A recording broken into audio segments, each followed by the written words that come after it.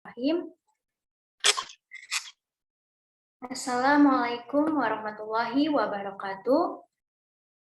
Rabbi shrahli sadri wa yassirli amri wahlul 'uqdatam min lisani yafqahu qawli. Segala puji bagi Allah Subhanahu wa taala yang telah memberikan nikmat, rahmat serta hidayahnya sehingga kita dapat ikut serta dalam acara kelas konservasi pada malam hari ini. Sholawat serta salam tak lupa kita aturkan kepada junjungan kita baginda Nabi besar Nabi Muhammad SAW. Telah membawa kita dari zaman jahiliyah hingga ke zaman yang penuh dengan ilmu pengetahuan seperti sekarang ini. Sebelum dimulainya acara ini, alangkah baiknya kita buka dengan membaca basmalah bersama-sama. Bismillahirrahmanirrahim.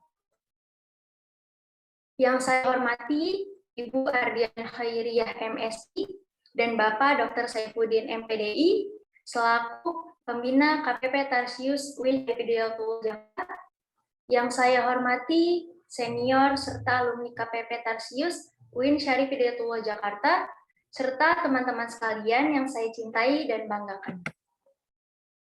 Tema kelas konservasi pada malam hari ini adalah pengolahan data sains yang nantinya akan disampaikan oleh Bang Fakhrul Razi SSI. Sebelum beranjak acara utama pada hari ini, saya akan membacakan tata tertib pada saat kelas konservasi. Pertama, peserta diwajibkan menonaktifkan mikrofon. Yang kedua, peserta diwajibkan mengaktifkan video. Yang ketiga, pada sesi tanya jawab, peserta yang ingin bertanya dipersilakan untuk raise hand terlebih dahulu, kemudian mengaktifkan mikrofon setelah dipersilahkan oleh moderator. Langsung saja masuk ke sesi pemaparan materi yang akan dimoderatori oleh Saudara Wulandari.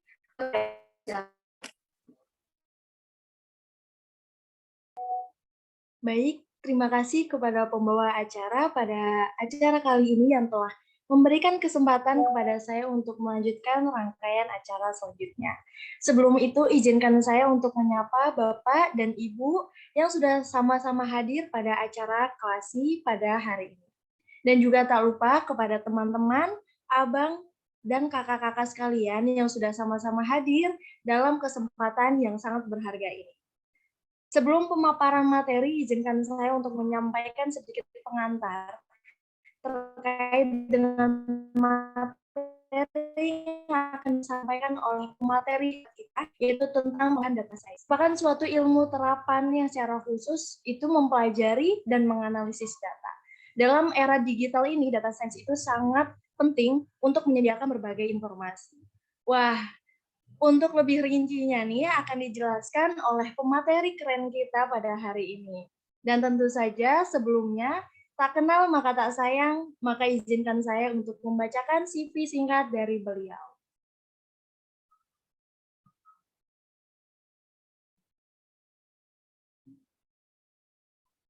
Baik, beliau bernama asli yaitu adalah Fakhrul Razi atau yang biasa dikenal atau panggilan akrab yaitu adalah Bang Oji. Beliau lahir di Bogor pada tahun 27 Juni 1991 dengan alamat Pengasinan, Depok, Jawa Barat. Nomor telepon beliau yaitu 0822 9981 4051. Dan bidang keahlian beliau yaitu adalah biologi laut dan penginderaan jauh. Adapun email beliau yaitu adalah fakhrul27@gmail.com. Pendidikan terakhir beliau yaitu adalah pada tahun 2016 dengan gelar Strata 1 pada program studi biologi UIN Syarif Hidayatullah Jakarta. Nah, pengalaman beliau ini sangat banyak, yaitu adalah runner-up Hack the Planet Competition Marta Tulbuk Terangi tim pada tahun 2021. Dan pada tahun yang sama, beliau juga memiliki pengalaman yaitu uji kompetensi perencanaan pengelolaan kawasan konservasi perairan level ahli LSP Kelautan dan Perikanan KKP. Beliau juga tergabung dalam tim ahli penanganan kerusakan terumbu karang akibat pencemaran dan kapal kandas, Gakum Kementerian Lingkungan Hidup dan Kehutanan pada tahun 2017 hingga sekarang. Dan masih banyak sekali pengalaman-pengalaman yang sangat fantastis pada Bang Oji ini. Selanjutnya beliau juga melakukan pelatihan dan kursus, yaitu pada tahun 2021 beliau mengikuti pelatihan dan kursus lokal ATI dari perencanaan pengelolaan kawasan konservasi perairan KKP pada level ahli. Dan pada tahun yang sama, beliau juga mengikuti pelatihan dan kursus Remote Sensing and Mapping for Coral Reef Conservation Allen Coral Atlas. Pada tahun 2020, beliau mengikuti pelatihan pemanfaatan teknologi dalam monitoring mangrove LIPI, dan pada tahun yang sama beliau mengikuti KGIS Tutorial Geosphere Community. Dan pada tahun 2019 beliau mengikuti workshop Google Earth Engine yang dilakukan oleh Google Indonesia. Dan pada tahun 2017, beliau mengikuti pelatihan penilaian kondisi terumbu karang LSP P20 LIPI, dan tahun 2018 beliau mengikuti Rescue Diver pada posisi CMAS. Dan beliau banyak sekali mempublikasikan jurnal ilmiah. Salah satunya itu adalah pada judul Assessing of Coral Reef Resilience on Lembe Island, North Sulawesi, EOP Conference Series, Art and Environmental Science pada tahun 2022. Dan masih banyak sekali jurnal yang telah dipublikasikan oleh beliau.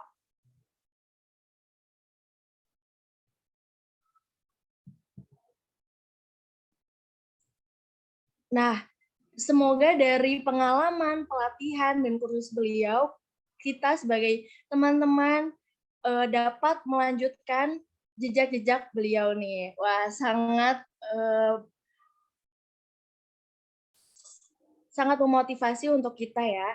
Baik, sebelumnya itu saya akan menyapa Bang Oji nih. Baik, Assalamualaikum Bang Oji. Waalaikumsalam. Suara saya kedengeran ya? Sudah terdengar Bang. Baik Bang, bagaimana sebelumnya kabarnya? Alhamdulillah baik. Baik.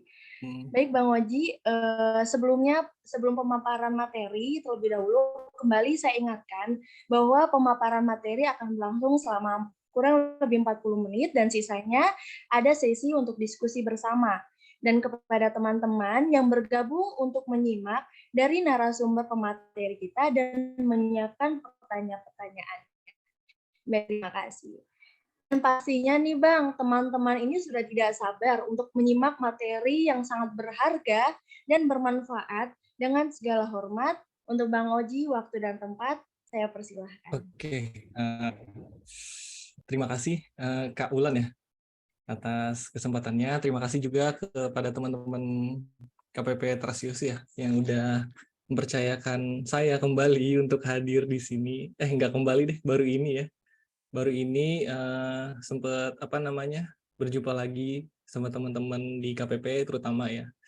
Untuk sebelum kita mulai, ini semua pesertanya anak KPP atau campur ya? Atau dari umum juga ada? Kaulan. Sebagian besar dari KPP, mungkin nanti ada yang dari biologi lain juga bisa bergabung. Oh. Kalau sekarang yang dari KPP bisa raise hand nggak? Mau lihat berapa orang yang datang dari KPP, teman-teman? Bisa raise hand? Angkat tangannya. 1, 2, 3, 4, 5, 6, 7, berapa banyak lah ya. Sisanya berarti dari luar KPP sama biologi ya. Biologi UIN ya. Kalau yang dari luar UIN ada nggak? Oke, terima kasih teman-teman untuk raise hand-nya. Kalau yang dari luar UIN ada nggak? Dari luar UIN? Luar UIN? Nggak ada kayaknya ya? Sepertinya tidak ada, Bang. Oh, ini ada Komata UI nih. Leondi ya. Oke deh, terima kasih untuk atensinya ya buat raise hand tadi. Oke deh, kita mulai ya. Saya buka dulu kali ya lagi. Assalamualaikum warahmatullahi wabarakatuh. Waalaikumsalam. Selamat malam semuanya. Terima kasih sekali lagi tadi ya udah memberikan saya kesempatan buat hadir di sini di depan teman-teman untuk sharing ya, sharing berbagi apa namanya pengalaman kali ya, pengalaman terkait gimana sih terutama terkait pengolahan data ya, gimana sih sebenarnya pengolahan data di industri kali ya, di dunia kerja gitu. Apa aja mungkin nanti teman-teman bakalan apa namanya ya, kayak dapat insight itu terkait apa aja sih sebenarnya yang perlu dipersiapkan nanti buat ke depan gitu sih. Harapan saya sih teman-teman seenggaknya bisa kebayang itu dari sini gitu. Mungkin nggak berlama-lama lagi, saya langsung aja kali ya share screen buat materinya. Udah kelihatan belum ya, Wulan dan teman-teman? Sudah Bang, sudah terlihat. Ya, sebentar. Sini ya. Oke. Oh, sebentar ya, saya setting screen-nya dulu. Oh, sebentar. Oke deh. Nah, oke di apa di flyer Instagram kan teman-teman dapat informasi ya terkait pengolahan data science ya. Nah, buat saya pengolahan data science itu ini ya, maksudnya cakupannya kan luas banget ya. Apa namanya, banyak banget cabang-cabang ilmu data science yang bisa kalian pelajari gitu. Nah, di kesempatan kali ini saya mungkin akan ngerucutin nih gini. Sebenarnya kan di era digital kali ini, di era apa sih namanya, teknologi yang udah berkembang banget sekarang gitu dibanding beberapa 5-10 tahun kebelakangan, data digital tuh banyak banget gitu yang bisa kita manfaatin. Nah, gimana nanti kita ke depan bahas gimana sih caranya manfaatin data-data digital yang tersebar luas gitu di website atau di aplikasi mana aja gitu yang bisa kita pakai sebenarnya buat mendukung riset atau kajian bahkan skripsi kalian itu nanti ke depan, terutama di bidang konservasi. Konservasinya bisa satwa liar maupun kayak pengelolaan kawasan kayak gitu-gitu sih gitu. Nah, perkenalan lagi, nama saya lengkapnya Fahrul Rozi, teman-teman bisa panggil saya Oji. Saya dulu di UIN masuk ke 2009 ya, 2009 lulus 2016, agak lama lulusnya. Terus saya 2010 sempat ikut masuk KPP ya. 2010 KPP, ini nomor anggota saya, alhamdulillah masih ingat 02503, saya angkatan ketiga KPP dan nomor urutnya 25 nih gitu. Terus oke deh, langsung aja.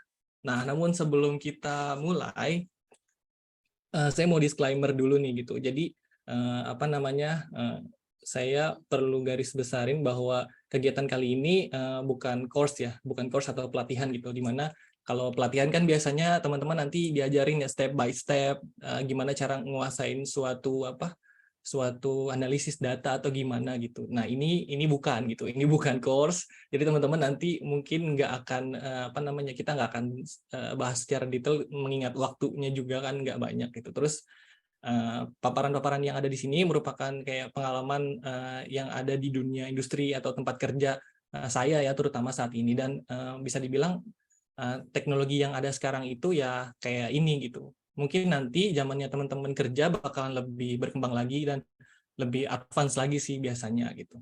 Harapan saya dapat juga memberikan tadi ya, kayak yang tadi saya sebutin, jadi bisa memberikan gambaran awal nih buat teman-teman gimana sih sebenarnya gitu, dan apa aja sih yang perlu kalian persiapkan, kurang lebih sih kayak gitu ya. Nah, sebelum next kita lanjut, nah pendahuluan gitu. Kenapa sih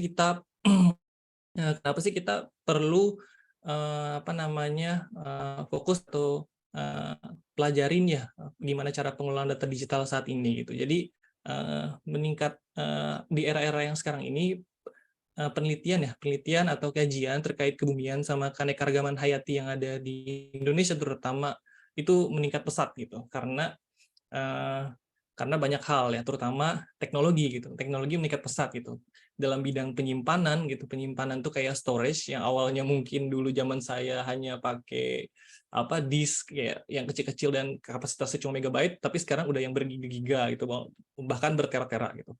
Terus juga dalam hal teknologi juga meningkat terkait dengan komputasi ya, komputasi skala besar gitu. Komputasi ini maksudnya kayak proses analisis data gitu, data yang sangat besar itu dengan berkembangnya teknologi itu bisa diolah sekarang, bahkan sekarang mungkin yang lagi in banget dan lagi terus berkembang yaitu terkait sama quantum komputer gitu. Jadi kayak komputasinya beda nih sama dengan komputer yang kita pakai sekarang ini gitu. Nah, itu sekarang lagi pesat-pesatnya meningkat terkait kajiannya. Dan yang terakhir karena meningkatnya juga terkait dengan algoritma pembelajaran mesin gitu. Algoritma ini bisa dibilang kayak apa ya, kayak rangkaian rumus-rumus gitu yang terus sekarang ini berkembang pesat dikaji sama orang-orang yang bisa memudahkan kita gimana sih kayak mungkin kayak klasifikasi data atau mengelompokkan, ngelihat pola data kayak apa gitu. Kayak gitu-gitu tuh itu lagi berkembang juga gitu terkait pembelajaran mesin atau biasa dibilang dengan machine learning gitu. Machine learning, artificial intelligence, deep learning kayak kawan-kawannya itulah gitu. Nah, di satu sisi keterbukaan para peneliti ini sekarang lagi terbuka lebar gitu. Mereka berlomba-lomba gimana sih caranya biar bisa karyanya ini dimanfaatin sama orang banyak gitu. Ini ditandai dengan meningkatnya kayak sosial media yang khusus para peneliti. Kalau kalian pernah dengar itu kayak ResearchGate mungkin ya. Terus juga mungkin banyak lagi lah yang lainnya ya. Cuma yang paling terkenal biasanya itu sih para peneliti bikin akun-akun ResearchGate terus mereka kayak submit atau publikasi tulisannya di sana gitu. Kalian bisa lihat langsung nanti di ResearchGate. Terus nah di satu sisi juga kita kan ini ya era bebas gitu, demokrasi. Nah, orang-orang tuh nuntut nih gimana nih data-data yang tersedia bisa dinikmati oleh publik gitu. Data-data dan informasi ini bisa dinikmati oleh publik itu orang-orang kayak wah ini harus disebarluaskan, sebarluaskan itu tuntutan dari orang-orang banyak banget saat ini gitu. Nah, terus maka dari itu banyak banget platform atau website gitu digital yang mereka kayak membagikan data-datanya mereka kepada publik dan itu bahkan bisa kita akses secara gratis gitu. Kita kayak cukup login aja atau sign up, daftar, terus nanti kita tinggal download hasilnya dan kita pakai buat mempermudah kajian ilmiah kita gitu. Nah, mulai langsung aja dari yang pertama itu kalau kalian pernah dengar kalau biasanya yang olah-olah data terkait citra atau penginderaan jauh nih pasti sering dengar kata Landsat ya, Landsat 8 atau Sentinel atau DEM atau Digital Elevation Model gitu. Ini tempat downloadnya bisa kalian cek di earthexplorer.usgs.gov gitu, .gov gitu. Ini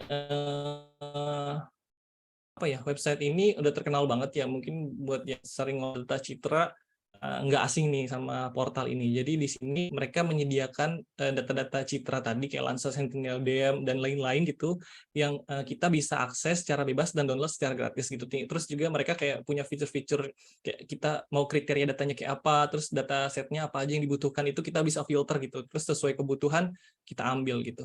Data-data yang tersedia juga time series gitu dan up to date banget gitu. Kayak contohnya Landsat ini, Landsat 8 biasanya mereka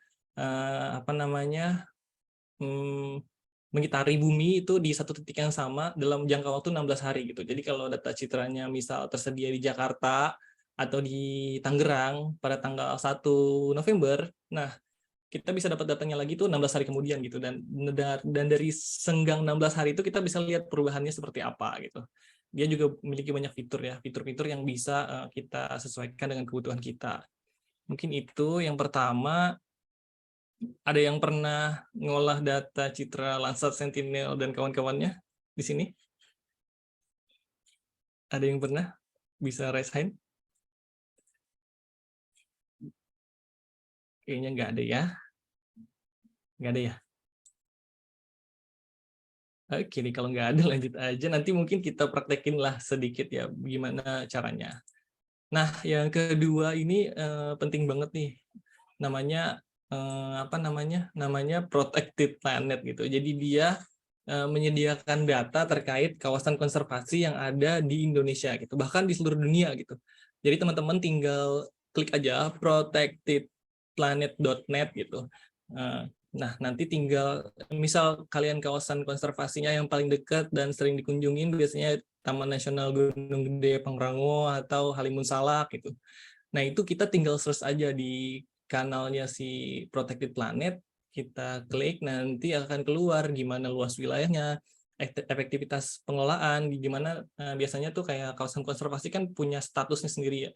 Dia kayak dinilai tuh kawasan konservasinya udah efektif apa enggak, beneran berfungsi baik buat melindungi apa namanya satwa liar atau enggak. Itu biasanya ada proses penilaian namanya efektivitas pengelolaan gitu. Nah, ini nanti akan ada status-statusnya gitu. Kalian bisa lihat di sini. Biasanya kan kalau kita mau ke lapangan atau ngambil data gitu, kita bingung ini kita udah masuk kawasan konservasi atau belum ya gitu. Ini kita di batas, walaupun ada batas-batasnya, tapi kadang-kadang kalau di lapangan atau di pedalaman itu nggak terlihat jelas tuh batas-batasnya. Nah, dengan kita bisa akses Protected Planet, nanti akan tersedia kayak batasan wilayahnya sampai mana sebenarnya, kayak gitu-gitu gitu. Ini walaupun ini kanalnya internasional, maksudnya dibuat oleh orang luar, namun kayak Kementerian KLHK di sini yang naungin data terkait kawasan konservasi yang ada di darat terutama, dia apa ya kayak submit gitu, Kemen KLHK submit datanya ke Protect Planet. Nanti Protect Planet akan nge-publish datanya di website mereka gitu. Kita tinggal akses aja, download dari sana. Biasanya kalau kita akses websitenya KLHK, kita susah tuh nemuinnya gimana sih ini kawasan konservasi, batas-batasnya kayak gimana, kayak apa segala macam. Nah, itu kita tinggal ke sini aja udah langsung tersedia gitu sih. Sampai sini ada kecepatan apa enggak ya? Lanjut aja ya. Lanjut.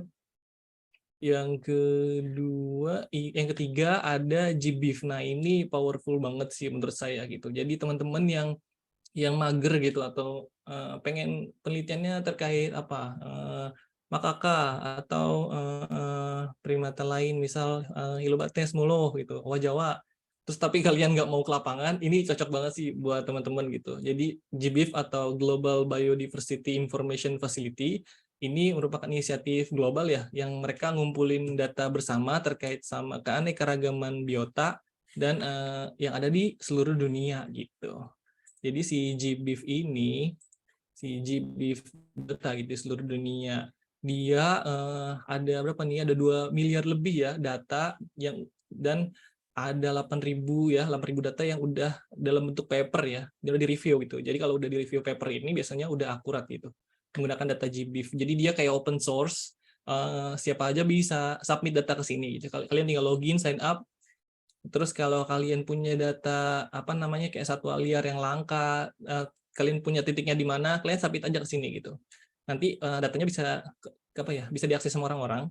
Nah, tapi dan kalian kalau udah akses gitu ya bisa jadi kayak berkontribusi lah buat riset konservasi satwa liar terutama yang terancam lah di dunia gitu. Ini nanti kalian tinggal klik aja ya gbif.org. Nanti mungkin kalau ada waktu kita cek juga gimana caranya untuk cari datanya gitu. Ini sih apa namanya ya yang sekarang ini lagi sering banyak orang-orang pakai ya, karena kan kita kalau mau teliti sebuah ekosistem yang sebuah satwa liar misal yang jangkauannya luas gitu. Kalau saya sih seringnya emang di laut, tapi apa namanya, kalau di laut tuh satwanya nggak apa ya, nggak kayak di darat gitu. Satu spesies itu bisa apa namanya, kelimpahannya bisa seluruh dunia gitu. Nah, dengan data GBIF yang mencakup seluruh dunia ini, kita bisa kayak lebih memahami gitu gimana sih karakteristik sebuah satwa tersebut atau biota tersebut, gimana parameter lingkungan yang berpengaruh gitu, dan sebarannya kayak apa. Itu kita bisa apa ya, bisa dapat informasi itu jauh lebih detail ya dengan tersedianya data open source ini gitu sih. Nanti kita praktekin. Oh ya, datanya apa aja yang bisa kita lihat di sini? Ya, hampir sama kayak yang tadi ya, kayak titik lokasi koordinatnya di mana, terus bahkan ada yang juga nyentuhin fotonya. Jadi kalau misalkan kita ragu-ragu ini spesiesnya benar atau enggak, kita lihat fotonya, kita kayak review, kita bandingin dengan buku identifikasi atau gimana, oh ternyata sesuai jenisnya atau enggak gitu. Itu sih yang apa namanya ya bikin website ini powerful gitu untuk kita bisa pakai. Terus ada lagi, sebentar, next. Nah, ada lagi ini kalau teman-teman yang tertarik sama hutan ya. Hutan ini ada Global Forest Watch, ini juga terkenal banget ya. Dia Dia ini kayak inisiasi global juga yang menyediakan data tutupan lahan ya, terutama hutan-hutan yang ada di dunia gitu. Jadi ini kayak platform online tadi yang bisa diakses bersama dan dia punya fitur peta gitu. Di fitur peta ini tinggal kita pilih nanti kita mau lihat kayak perubahan kondisi hutan dari tahun sekian ke tahun sekian di satu lokasi, terus ada tutupan lahan, penggunaan lahan, iklim, bahkan data biodiversitasnya juga ada gitu. Kita tinggal sesuaikan dengan fitur-fitur di sini kayak ini perubahan hutan, tutupan lahan gitu, dan kita tinggal on-in aja nih. Nanti data-data yang muncul kalau kita butuh gitu, misal kita mau lihat hotspot atau titik kan lagi musim panas misal Juni Juli nanti biasanya tuh di Kalimantan gitu. Di mana sih titik hotspot atau titik kemunculan api yang biasanya muncul di Kalimantan, nanti dia kayak akan punya lokasi-lokasi alert gitu kayak ini kemungkinan bakalan muncul lokasi titik api di sini gitu, atau juga bisa mereka alert berdasarkan kayak degradasi hutan gitu, kayak hutannya berkurang dalam waktu singkat di daerah ini gitu. Ini bisa kayak deteksi itu gitu. Jadi kayak mereka kumpulin data dari berbagai sumber, terus dianalisis pakai kayak machine learning segala macam, dan jadi gitu selesai datanya muncul dan kita bisa nikmatin gitu. Kayak gitu sih ya kalau yang si Global Forest Watch. Nah, di samping si Global Forest Watch di samping yang GBIF, GBIF itu, ini namanya ada lagi iNaturalis. Mungkin teman-teman pernah dengar nih, iNaturalis ini aplikasi Android juga, ada di Android sama iOS gitu. Teman-teman bisa, kalau penasaran bisa cek sekarang gitu di iOS atau Android. Jadi dia kayak aplikasi untuk citizen science gitu. Jadi kayak teman-teman yang bukan biologi atau teman-teman yang di luar sana umum yang tertarik sama biota dan kayak nemu biotanya nih di kebun mereka atau di hutan tapi nggak tahu jenisnya, itu mereka tinggal aja upload fotonya di iNaturalis. Nanti kayak jaringan sosial online yang orang-orang yang udah daftar Naturalis itu ada ribuan bahkan puluhan ribu gitu. Jadi orang-orang di sana tuh yang kayak interest gitu sama biota dan mereka akan bantu gitu identifikasi biota yang kayak kita identifikasinya. Kita titiknya di mana, terus kayak kasih ciri-ciri dia tinggal di apa segala macam. Nanti si orang-orang yang ada di iNaturalis itu akan kayak kasih clue-clue gitu. Oh ini jenisnya, ini jenisnya, ini jenisnya gitu, kayak gitu sih. Ini keren banget sih iNaturalis. Nah, data-data dari iNaturalis yang udah kita upload gitu, kalau udah di-review sama orang-orang, terus dia udah di-review banyak orang lah dan jawabannya itu kayak udah valid, nanti datanya akan di store lagi ke GBIF tadi gitu. Jadi GBIF itu kayak pusat server datanya gitu, datanya terkumpul akan di sana. Nah, si iNaturalis ini kayak aplikasi buat si citizen science ya, buat orang umum untuk bisa kontribusi gimana caranya pakai iNaturalis ini gitu. Mungkin ada yang pernah lihat juga di sini ya iNaturalis. Terus yang tadi kan dari tadi luar terus ya. Nah, setelah saya cari-cari ternyata ada nih yang dari Indonesia yang mungkin bisa kita pakai nih. Namanya ini di-publish sama si Klativiana ya, di di GitHub. Dia bikin aplikasi untuk mempermudah kita gimana sih caranya biar ngolah data analisis vegetasi itu dengan mudah gitu. Biasanya kan kita udah capek nih ke lapangan, identifikasi jenis, hitung kerapatan, terus juga habis itu mesti rapihin data Excel-nya segala macam. Nah, kalau kalian males ngerapihin data Excel dan pengennya langsung dapat gimana sih struktur komunitas, indeks keanekaragaman, kemerataan, spesies area curve, itu gampang banget nih, kalian tinggal akses aja ini dia. Jadi dia kayak buat sebuah apps gitu yang kita upload datanya, nanti asalkan kita bisa ikut kayak nyusun kolom datanya itu di Excel sesuai sama panduan yang di sini, kayak ada plot ID-nya, plot plot jenisnya, identifikasi jenis, kodenya, terus ada ukurannya berapa, struktur spesies, nah segala macamnya udah sesuai sama aturannya si aplikasi analisis vegetasi. Nanti kalian bisa nikmatin langsung nilai NP, terus gimana indeks-indeks yang tadi, sama nanti akan muncul juga grafik-grafik yang terkait kurva spesies area gitu. Ini itu banget sih, keren juga gitu. Dari Indonesia juga ada. Nah, sebenarnya buat apa sih kita manfaatin data-data atau platform apps digital tadi gitu? Ini kalau yang belum kebayang mungkin ini ya, apa namanya, itu penting banget gitu. Yang pertama bisa kita pakai buat perencanaan survei gitu. Di mana kalau kita rencanain survei kan, walaupun emang ujung-ujungnya nanti, ini ya, sesuai sama budget segala macam, tapi kita penting juga nih kayak sebenarnya titik mana sih, kalau tadi kita balik lagi ke primata, sebenarnya owa Jawa tuh, apa namanya, distribusinya paling banyak di apa sih gitu. Jangan sampai kita tahu nih owa Jawa, karakteristik habitatnya dari misal ketinggian 0 sampai 1.500, tapi kita bikin transeknya di ketinggian 2.000, misal di Gunung Gede Pangrango, ya otomatis akan apa ya, kayak nggak efektif gitu surveinya gitu. Jadi dengan kita bisa manfaatin data-data tadi kayak Citra Landsat, terus data GBIF untuk sebaran owa Jawa yang udah ada tuh kayak gimana sebelumnya gitu, dan kita bisa lihat pola-pola itu untuk kayak nentuin gimana sih, apa namanya, sebenarnya harusnya, riset kita atau rencana survei kita harusnya, melewati mana aja, terus kayak kayak faktor-faktor lingkungan apa yang perlu kita perhatikan, kayak itu bisa tergambarkan nanti dari data-data yang tadi gitu. Terus kita juga bisa lihat gimana klasifikasi tutupan lahan, di mana lahan yang rapuh, lahan yang enggak gitu, terus di mana kawasan yang apa namanya, yang udah gundul, yang sebelumnya ada hutan tapi sekarang ada perubahan, gitu kita bisa tahu dari situ nantinya gitu. Tadi aja perubahan luasan lahan, terus ada preferensi habitat sama kayak tadi ya. Jadi sebenarnya kayak kupu-kupu jenis ini, habitatnya sebenarnya, dia lebih suka di ketinggian berapa, terus suhunya yang kayak gimana gitu. Itu kalau kita tadi apa ya, dengan aplikasi yang tadi udah saya sebutkan itu kita bisa kok identifikasi gitu. Terus juga yang paling menarik ya ini kesesuaian habitat gitu. Dengan kesesuaian habitat ya tadi, sehingga data apa ya, perencanaan survei bahkan, kajian kita bisa lebih efektif dan kita cukup fokus di, apa namanya, kegiatan di lapangan kita gitu. Jadi nggak diribetin lagi dengan apa namanya, kayak salah lokasi atau segala macam gitu sih. Dan banyak lagi yang lainnya sebenarnya. Dan ini contohnya kayak kita bisa tahu gimana pemetaan kesesuaian habitat owa Jawa sih di Gunung Halimun Salak sebenarnya apa aja yang sebenarnya pengaruh dengan distribusi si owa Jawa itu kita bisa analisis dengan mudah nantinya.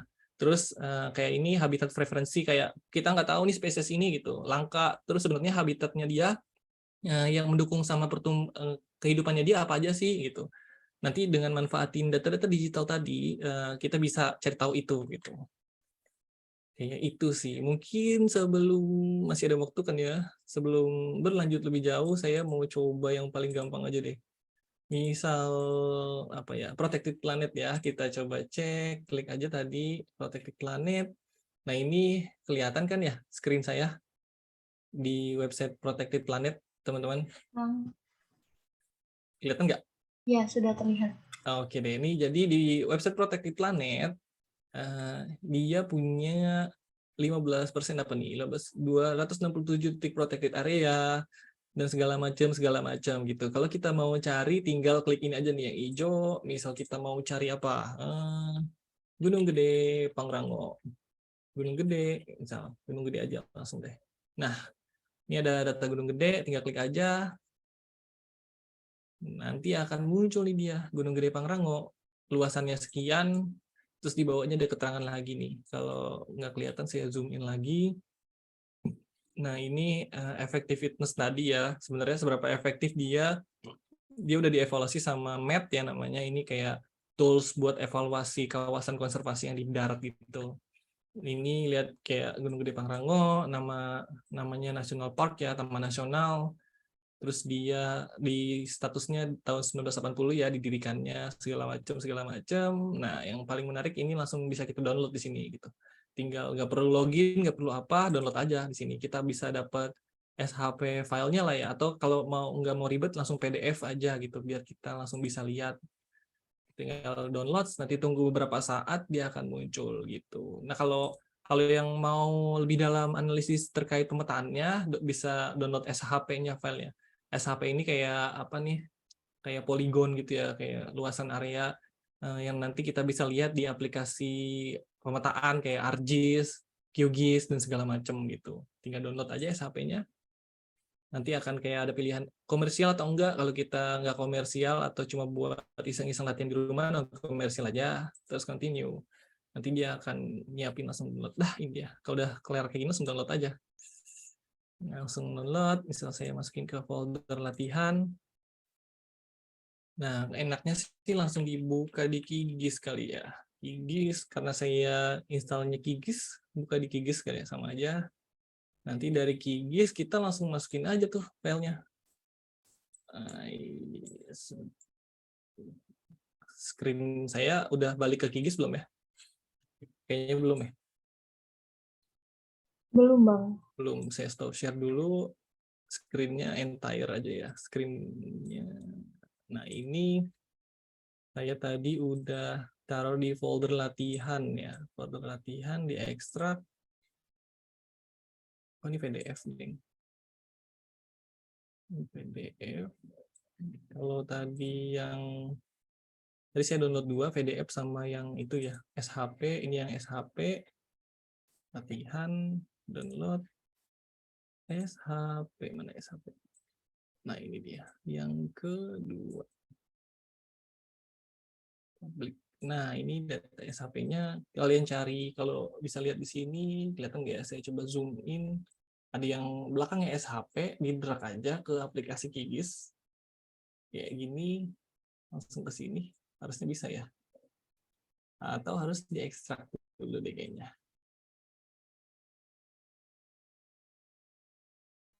Coba kita lihat lagi. Tarsius, latihan, SHP. Coba kita ekstrak dulu SHP-nya. Nah, ini cari yang extension-nya SHP ke Kigis. Harusnya di sini bisa ya. Atau kita lihat dulu di sini.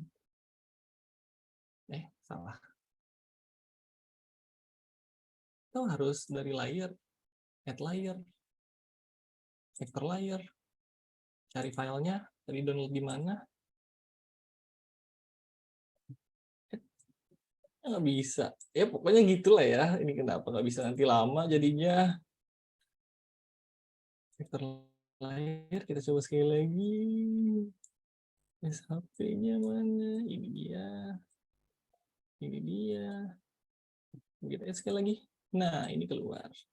Udah tinggal zoom to layer. Nah, ini dia. Jadi kita udah dapet kayak apa namanya, sebenarnya kayak apa sih batas-batas kawasan konservasi yang ada di apa ini tadi, Gunung Gede Pangrango. Kurang lebih kayak gitulah ya kalau untuk yang apa namanya, si yang pertama tadi apa? Oh, Protected Planet. Jadi kalian tinggal download, search, download, dapat datanya.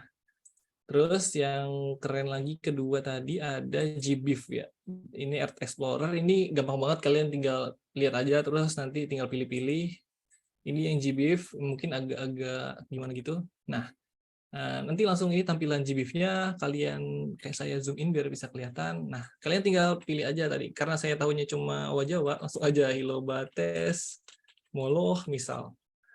Nanti dia akan muncul kayak, wah ini dia Hilobates Moloh, yang ini paling atas, kita pilih. Nah, ini dia. Kayak ini overview datanya gitu. Ada 315 occurrence, kayak penampakan ada datanya 315 yang tertampung di GBIF gitu. Kita tinggal klik aja occurrence-nya. Nanti kayak dia nampilin scientific name aja, areanya mana, koordinatnya ada juga gitu, tahunnya. Kayak kita nanti mau nampilin sebenarnya distribusi Owa Jawa di Gunung Gede kayak gimana nih pada tahun 2020 dengan 2021, atau kita lihat paling akhir datanya yang mana nih. Kita lihat data yang paling akhir, misal ada tahun berapa, harusnya year, kita lihat pilih year, kita munculin cuma tahun 2000 lah ya, kita munculin tahun 1990, kita munculin data 1990, nggak ada. Oke deh.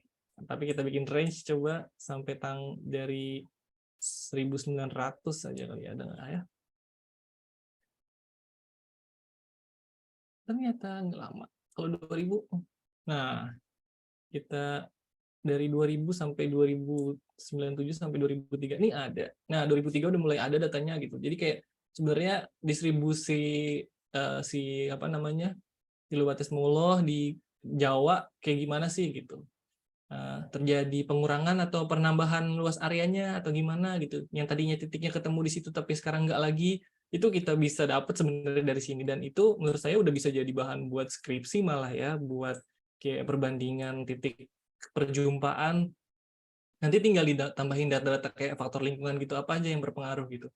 Misal terjadi perubahan lahan atau apa gitu, atau suhunya yang tadinya 2003 25 derajat Celcius itu suitable buat si Hilobates Moloch, tapi pas 2020 udah naik 27 derajat gitu. Kayak terjadi perubahan suhu, jadi bisa kayak variabel penting untuk kita kayak perbandingin gitu datanya sih. Nanti kalau udah oke datanya, kita udah pilih-pilih dari lokasinya, tahunnya, apa namanya, scientific name ini cuma satu ya, datanya kita bisa pilih ya present atau absent, terus tinggal download di sini gitu. Kalau udah download, nanti dia kayak langsung masuk ke email gitu, simple. Misal kita upload yang simple biar ada koordinatnya, understood.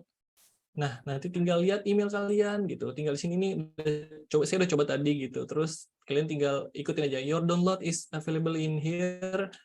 Sekalian tinggal klik aja terus download gitu. Nanti datanya diolah gimana?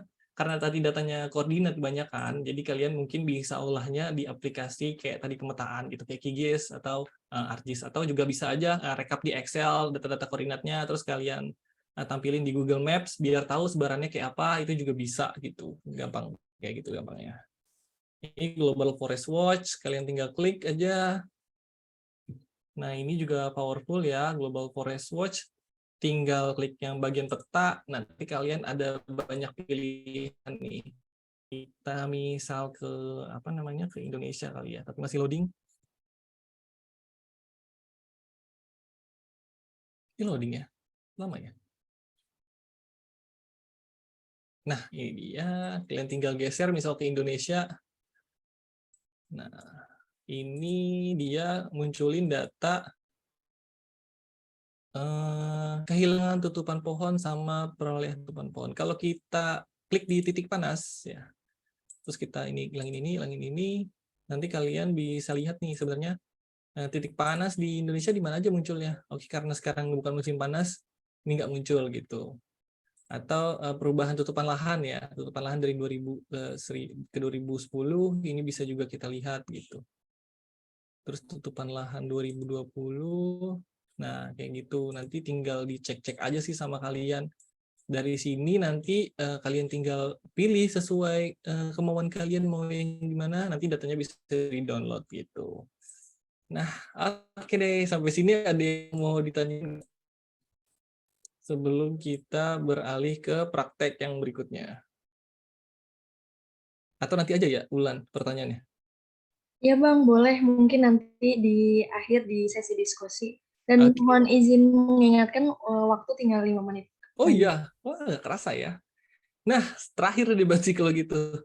Ini yang malah yang apa namanya? Saya pengen apa namanya ya, memperkenalkan ya aplikasi yang mungkin baru-baru ini saya intens kayak pelajarin gitu, pakai gitu, namanya Google Earth Engine. Kalian bisa akses di sini. Jadi Google Earth Engine itu salah satu wahana komputasi awan gitu ya, milik Google untuk mempermudah analisis skala petabit gitu. Kalau petabit itu kayak kan kalau kita apa, petabit itu kayak ya bergiga-giga lah gitu, data skala bergiga-giga, misal analisis satu Indonesia, satu dunia, yang biasanya kita perlu komputer yang keren banget gitu buat apa, buat analisis. Nah, si Google tuh nyiapin komputasi awan, jadi kita tinggal akses via browser. Nanti mereka yang kayak kita pakai servernya mereka itu, terus kita tinggal olah-olah aja datanya, asalkan internet lancar itu bisa gitu. Nah, apa aja sih yang tersedia datanya, banyak banget ya, mulai dari Citra Landsat, pokoknya satelit-satelit di luar sana yang gratis itu banyak banget tersedia di Google Earth Engine gitu. Jadi tadi kalian kalau dikenalin di awal sama USGS, itu salah satu apa namanya platform buat downloadnya. Nah, di Google Earth Engine juga tersedia, kalian bisa download di sana gitu. Apa aja yang bisa kita lihat di sana juga. Nah, di Google Earth Engine ini kalau dari sisi pemetaan kayak apa ya? awan itu jadi momok gitu. Kalau misalkan kita download peta banyak awannya, malas banget gitu. Nah, Google Engine mereka punya fitur buat kayak hilangin banyak awan gitu, biar nanti data citranya bisa maksimal terlihat jelas kayak gini. Terus juga kayak tadi analisis perubahan lahan dari tahun ke tahun itu kita bisa lihat juga. Nah, time lapse juga kayak tadi kan, time lapse itu yang tadinya apa namanya ya, kayak mengandung 32 data satelit, 5.000 since Landsat itu bisa kita apa namanya, yang tadinya 2 juta jam komputasi itu cuma bisa apa namanya, bisa kita kumpulkan dalam waktu singkat di Google Earth Engine. Nah, ini contoh kayak perubahan apa namanya, perubahan tutupan lahan, gimana perubahan terjadi yang merah, itu bisa juga di sana. Ini next aja kalau gitu. Ini tadi yang Global Forest Watch. Nah, buat teman-teman yang apa namanya, yang udah sign up bisa lihat langsung apa namanya, contoh kode yang bakalan muncul di sini. Kalian bisa akses presentasi ini di Bitly GE Data Digital. Enaknya sih saya copy aja deh di chat ya, biar kalian bisa akses ininya. Kalau mau coba di rumah ya, coba di tempat sekarang gitu. Nah, apa aja yang bisa kita lakukan di sana? Kita bisa lihat time lapse, nanti ada kode-kode editor ya yang perlu kita yang bisa kita otak-atik modifikasi, dan dia juga support Python ya, Python API ini yang senang-senang script apa namanya, coding-coding gitu sih. Nah, ini apa, kita bisa lihat kayak gimana sih kondisi tutupan lahan di satu lokasi. Itu kita pakainya misal NDVI atau normalized difference. Itu salah satu indeks buat kayak nentuin sebenarnya vegetasi yang banyak atau enggak, yang sedikit sama yang banyak di mana. Kalian kalau mau coba tadi tinggal klik aja link yang di sini. Kalau udah daftar bisa langsung muncul nih di sininya. Di apa namanya, laman kode editor kalian. Terus tinggal di run aja aplikasinya. Pencet di sini, nanti dia akan muncul since datanya di sini. Itu kita tunggu sebentar, kita tinggal klik yang layers di samping kanan, kita lihat composite NDVI-nya kayak gimana. Nah, kalau udah muncul gini, warna hijau itu tandanya kanopinya tebal gitu, dia tutupan kanopi atau data nilai citra NDVI-nya tinggi gitu. Tapi yang kalau kuning-kuning sampai ke orange ini rendah gitu. Nah, biasanya kalau yang kayak gini berarti mengartikan yang orange atau kuning ini kayak perkotaan gitu lah, perkampungan atau rumah-rumah. Tapi kalau yang hijau pekat berarti dia kayak pohonnya tuh lebat banget gitu. Terus dia juga kayak bisa juga nih kayak apa namanya, kayak perubahan tutupan lahan atau perubahan hutan, bisa juga kalian lihat. Kalau mau penasaran gimana Google Earth Engine bekerja, klik aja di sini. Terus, nah apa aja sih isinya gitu? Dia kayak ada kolom pencarian di sini buat kita cari data tadi, data citra, data digital elevasi gitu, atau data kemiringan dan segala macam itu bisa kalian search di sini pencarian. Terus juga dia ada kode editor yang bisa kita buat modifikasi kode-kodenya di sini. Terus ada ini ya, dokumen-dokumen kita, konsol tugas, hasil petanya nanti akan langsung muncul di bawah. Terus, nah ini tadi kalian tinggal lihat di sini, kalau mau cari data Landsat, klik aja Landsat Collection One, klik cari, nanti akan muncul berbagai pilihan yang bisa kalian pakai. Nah, gimana sih sebenarnya Google Engine bekerja gitu? Jadi kayak kita request datanya, nanti si servernya Google akan memerintahkan ya, oh coba kasih data ke si Oji misal, dia butuh data Landsat misal, nah, nanti kayak udah datanya langsung sampai ke kita, kayak gitu sih. Terus kita juga bisa terapin algoritma dasar kayak gue nggak mau data citra yang kayak banyak awannya, gue mau datanya segala macam itu nanti kita tinggal modifikasi kayak algoritmanya sedikit, nah nanti akan jadi gitu. Nah, sebenarnya ini mau studi kasus apa masih ada waktu, Wulan? Untuk waktunya penyampaian materi sudah selesai dan mungkin selanjutnya itu sesi diskusi bersama. Oh gitu, ya udah kalau selesai, jadi mohon maaf studi kasusnya kita nggak bisa laksanakan ya. Mungkin tadi kelamaan di awalnya sih soalnya ya. Oke nih. Tapi kalau nggak ada sesi diskusi mungkin bisa kita lanjut ya. Sebelum lanjut, gimana mau diskusi dulu? Boleh Bang, mungkin dilanjut untuk sesi diskusi. Jika tidak ada yang bertanya atau tidak ada sanggahan, bisa dilanjut dengan studi kasus. Bagaimana Bang? Untuk Gimana? yaitu sesi diskusi bersama. Jika tidak ada yang bertanya atau sanggahan, mungkin nanti bisa dilanjut dengan pencontohan studi kasus tersebut. Mungkin selanjutnya dipersilahkan untuk yang ingin bertanya, teman-teman, abang, dan kakak, untuk menanyakan tentang materi yang telah disampaikan oleh Bang Oji, bisa melalui kolom chat yang telah tersedia, atau dengan reaksi raise hand dan membacakan pertanyaan tersebut. Dipersilahkan.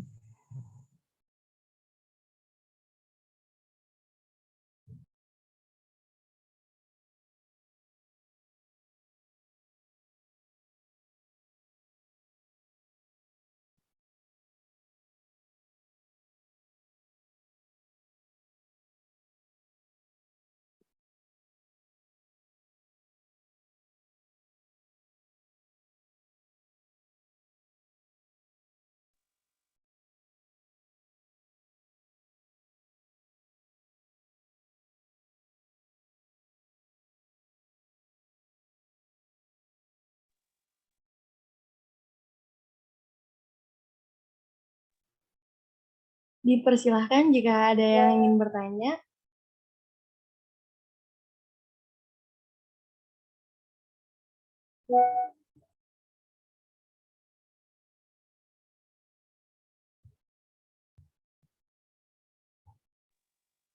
Baik Bang, saya ingin menanyakan nih Bang. Saya ingin bertanya Bang terkait dengan keamanan atau kekurangan dari aplikasi atau website yang telah tersedia tersebut. Itu apakah sudah seluruhnya itu sudah aman atau perlindungannya itu sudah ketat Bang?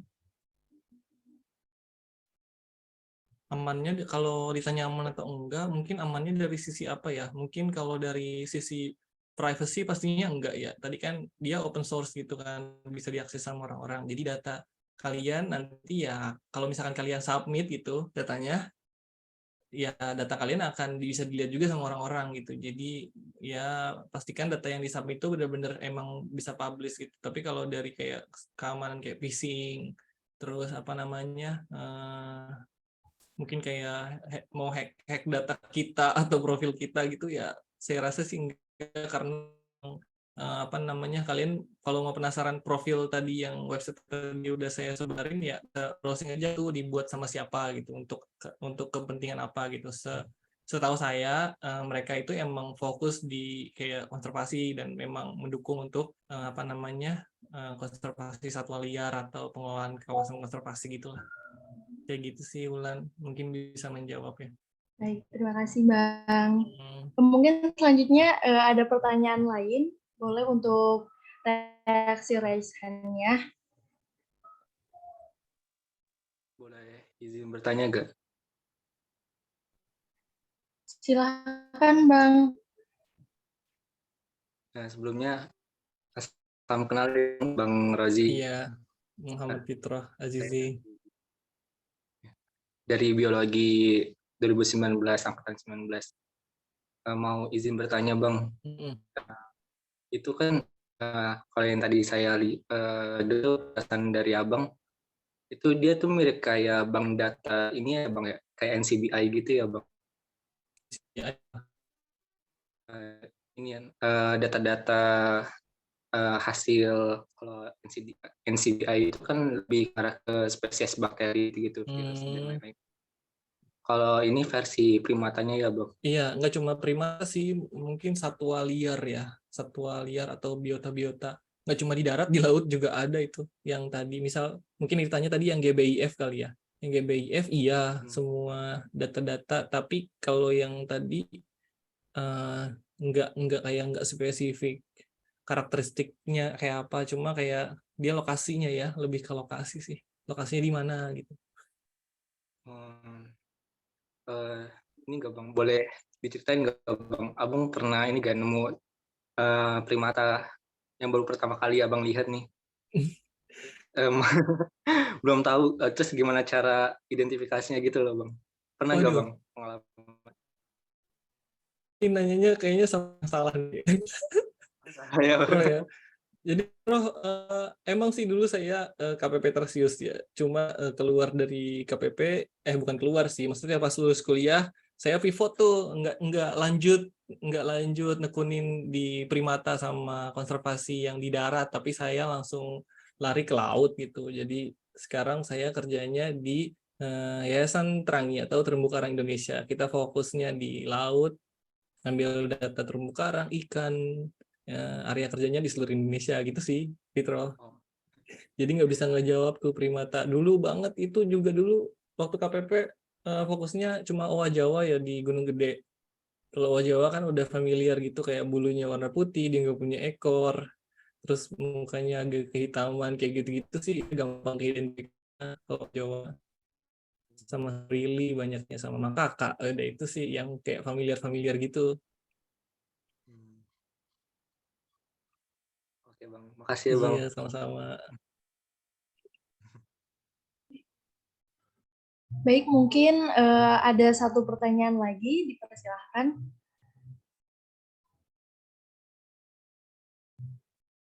Jika tidak ada, mungkin bisa dilanjut dengan studi kasus, Bang. Wih, serius. Berapa menit nih? Masih ada waktu hingga pukul 8:40, Bang. Oke deh.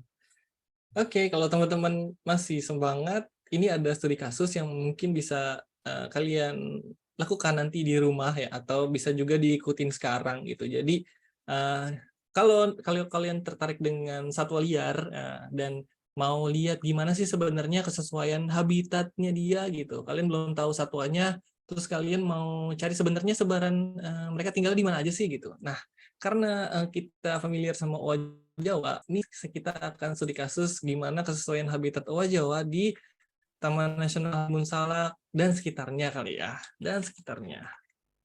Salak dan sekitarnya. Apa yang perlu kita lakukan? Nanti kita akan pakai aplikasi yang tadi udah saya sebutkan namanya GE atau Google Earth Engine disingkat GE. Kita akan butuh beberapa data terutama kehadiran kayak titik koordinat pastinya dia di mana gitu. Ini biasanya kita butuh dua nih, presence itu kehadiran, absen itu kayak dia nggak ada di mana gitu. Jadi kita butuh dia ada di mana sama nggak ada di mana. Terus kita juga butuh data citra terkait sama elevasi kemiringan sebuah daratan, gimana dia ketinggian antara berapa sampai berapa gitu. Itu kalian bisa lihat sebenarnya di buku panduan kalau yang senang primata ya, Primata of Indonesia yang bikinannya Pak Yatna ya, Pak Yatna Supriyatna gitu. Terus juga karena dia juga berpengaruh sama suhu, kita butuh data suhu. Terus gimana data kerapatan? Setahu kita kan owa Jawa dia bergeraknya berhiasing ya antara pohon kanopi ke kanopi lainnya, maka kita butuh kerapatan pohon, di mana pohon yang banyak akan lebih sesuai dengan habitat owa Jawa, sedangkan yang pohon dikit enggak gitu kan ya, teori dasarnya. Jadi kita kalau mau lihat nih sebenarnya seperti apa habitat yang sesuai dan sebaran untuk owa Jawa gitu. Nah ini workflow atau alur kerja yang nanti akan kita lakukan dalam pengelolaan suitable tadi habitat ya. Pertama kita tentukan lokasi area mana yang mau kita analisis, terus kita input data kehadiran, absen sama presence, terus kita kumpulkan prediktor ya. Ini prediktor itu kayak variabel lingkungan yang berpengaruh sama kehadiran owa Jawa. Kayak tadi setahu saya owa Jawa itu dari mulai 0 sampai 1500 itu dia hadir, di atas itu enggak gitu. Terus dia juga suhunya yang dingin gitu kan, yang enggak panas kayak 30 derajat kayak Jakarta. Terus kanopinya harus tinggi dan segala macam. Nanti kita akan aplikasi pakai pembelajaran mesin atau yang bisa disebut dengan machine learning.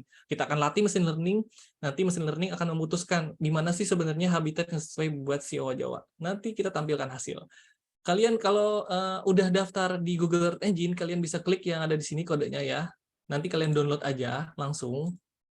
Nanti kurang lebih hasilnya akan seperti ini. Kita mulai langsung studi kasusnya. Kita klik ini. Nah, ini tampilannya gitu. Jadi nanti kalian yang pertama harus ada beberapa kode-kode sih, kode-kode script Java ya. Ini JavaScript yang nanti mungkin perlu kalian pelajari sedikit lah dasar-dasarnya gitu. Kayak kalau nggak kelihatan saya zoom in lagi biar jelas. Nah ini mungkin ya kelihatan ya. Yang pertama kita lakukan kayak set center ini kayak kita kan ini petanya bisa digerakin, kita pilih area yang di tengah mau di mana. Pokoknya nanti isi koordinat zoomnya 10 kayak gitu. Terus kita butuh data tadi present absent ya, kehadiran ada atau enggak gitu. Present absent ini kita pakai geometry import di sini gitu. Jadi kita pilih data absent. Jadi kita harus punya dulu nih kehadiran OA Jawa sering ditemukan di mana. Terus yang enggak itu, yang kira-kira nggak bakal ketemu di mana, itu kita butuh 2 data itu. Terus juga kita perlu data AOI atau area of interest. Jadi misal ini nggak usah dimunculin dulu. Misal kita munculin satelit. Nah ini kan kalau kalian sering lihat peta, ini yang daerah sini itu area Gunung Halimun Salak dan ini yang gunung gedenya gitu. Kita punya data cuma di Halimun Salak. Nah nggak apa-apa, tapi kita bikin kotak dulu gitu kayak gini. Misal ini saya hapus dulu kali ya biar apa nanti praktek. Nah kalian bikin kotak area di Halimun Salak. Karena kalian punya datanya Halimun Salak aja, nggak apa-apa kita liputin masukin juga si gunung gede biar nanti si aplikasi ini, si machine learning ini akan bekerja gitu. Gimana sih sebenarnya dari data di Halimun Salak kita bisa tahu sebenarnya di gunung gede itu kayak apa gitu. Jadi kayak kita ngelatih si mesin ini untuk bekerja gitu buat kita. Nah, ini kita tentuin namanya AOI, area of interest gitu. Area interest kita seperti ini gitu. Terus kita mulai sedikit kode-kode yang tadi udah saya tampilin di ini ya. Di script ini kalian tinggal download, sekalian aplikasiin di sini. Kalian pertama ini saya jelasin aja ya kodenya maksudnya apa. Kayak merge presence absent, kita gabungin data hadir sama nggak hadir.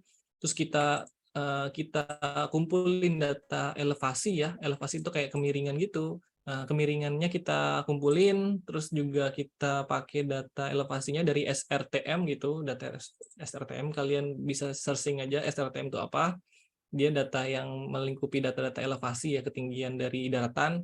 Terus juga kita pakai data WorldClim untuk mengetahui suhu ya, sebaran suhu daratan, hasil pemilihan suhu gitu. Nah, dari kita pakai 2 prediktor itu, ini namanya variabel lingkungan, kita sebut prediktor.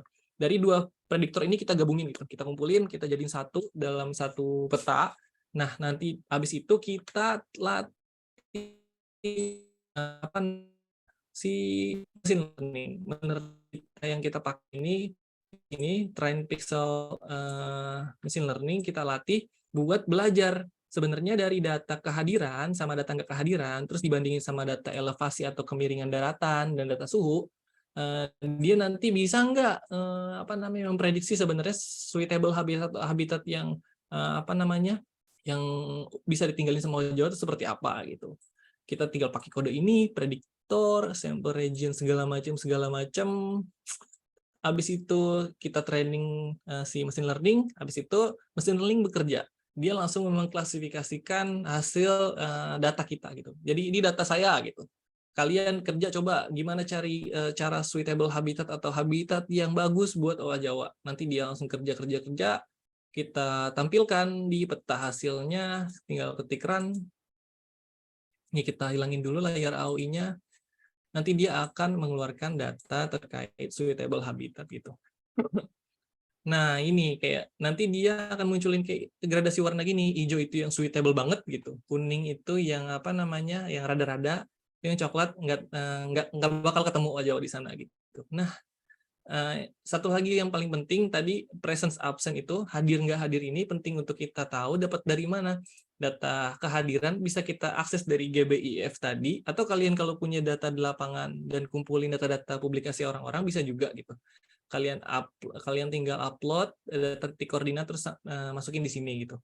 Terus absensinya di mana? Nah, ini mungkin yang perlu kalian uji coba gitu. Data-data absen atau enggak kehadiran itu bisa lihat dari karakteristik habitat, mungkin nanti yang kayak kota-kota atau segala macam itu kita klik-klik aja gitu. Kampung perkampungan atau jalanan raya itu kan nggak mungkin ada hadirnya si owa Jawa. Itu bisa kita jadiin titik buat absennya dia gitu.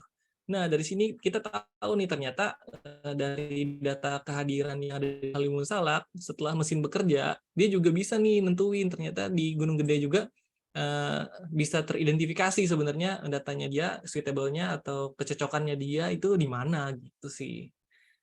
Kurang lebih kayak gitu ya. Ini singkat kayak apa ya, basic dasarnya terkait spesies distribution, suitable distribution modeling gitu ya.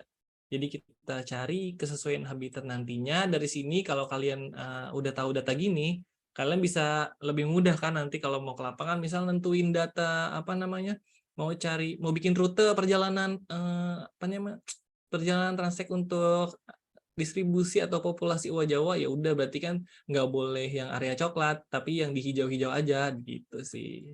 Atau kalau kalian mau bandingin apa namanya suitable habitat tapi dari tahun yang sebelumnya gitu, ini kan tahun sekarang, tahun 10 tahun yang lalu atau 20 tahun yang lalu, itu bisa banget gitu.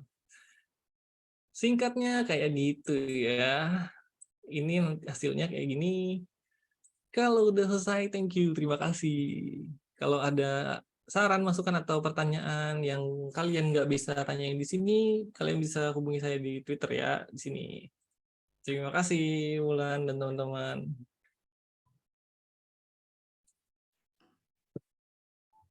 Baik, para hadirin sekalian, kami mengucapkan terima kasih banyak kepada pemateri Bang Oji yang sudah menyampaikan materi yang sangat bermanfaat untuk kami. Semoga ilmu yang telah disampaikan menjadi bermanfaat dan dapat diterapkan dalam kehidupan sehari-hari kami. Dan tak lupa juga terima kasih kepada seluruh teman-teman, abang, dan kakak yang telah berpartisipasi dalam kegiatan acara kali ini. Akhir kata, saya selaku moderator undur diri. Semoga kita dapat bertemu kembali dalam acara selanjutnya. Terima kasih. Wabillahi taufiq wal hidayah. Wassalamualaikum warahmatullahi wabarakatuh. Selanjutnya, saya serahkan kembali kepada pembawa acara. Baik, terima kasih pada Bang Fahru Rozi, SSI, atas ilmu yang telah disampaikan kepada kita semua. Juga terima kasih kepada Saudari Wulan yang telah memandu jalannya sesi pemaparan materi. Selanjutnya adalah sesi penyerahan sertifikat kepada pemateri yang akan disampaikan oleh Saudari Hana Ifatalia selaku Wakil Koordinator KPP Tarsius UIN Syarif Hidayatullah Jakarta. Kepadanya dipersilakan.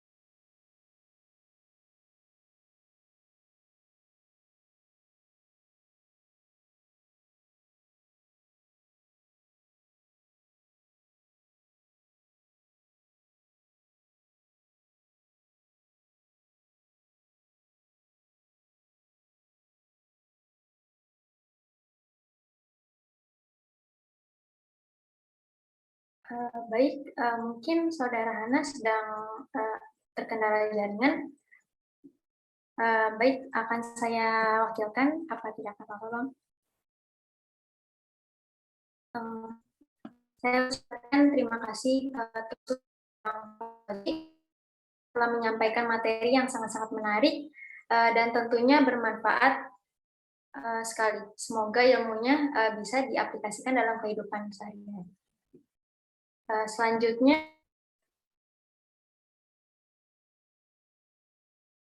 mungkin ada sepatah dua kali dari Bang Rozi.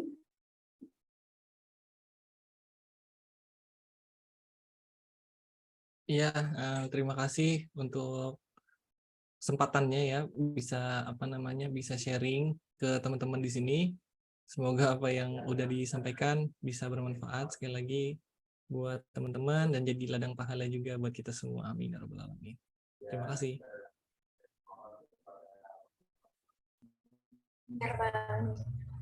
Selanjutnya masuk ke sesi dokumentasi yang akan dipimpin oleh tim IT. Kepada tim IT mohon diberi aba-aba.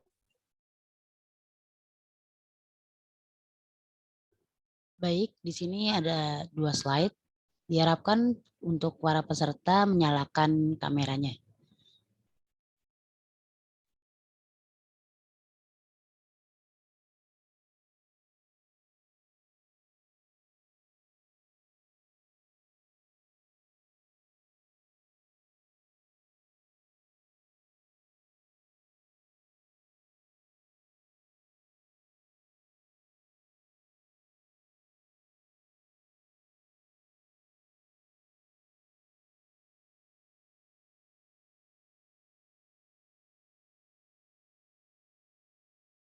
Baik, dimulai dari slide pertama.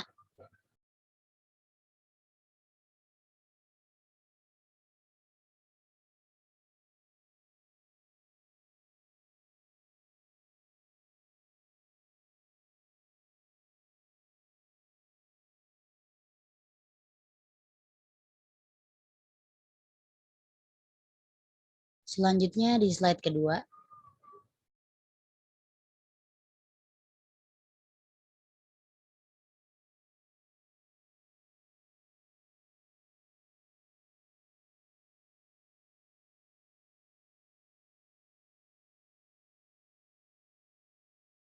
Baik, sesi dokumentasi telah berakhir. Akan saya kembalikan kepada Kak Wanda. Baik, terima kasih kepada tim IT. Selesai sudah acara klasi pada hari ini. Semoga ilmu yang telah disampaikan oleh pemateri dapat bermanfaat bagi kita semua dan dapat diaplikasikan dalam kehidupan. Saya selaku perwakilan dari panitia memohon maaf apabila ada banyak sekali kekurangan pada acara ini. Sebelum di acara ini, marilah kita bersama-sama membaca doa kafaratul majelis. Subhanaka Allahumma wa bihamdika asyhadu an la ilaha illa anta astaghfiruka wa atubu ilaik. Acara saya tutup. Sampai bertemu di kelas berikutnya. Terima kasih banyak. Wassalamualaikum warahmatullahi wabarakatuh. Terima kasih Bang Uji. Terima kasih. Sampai ketemu lagi. Saya Liv ya. Makasih banyak Bang. Izin semua.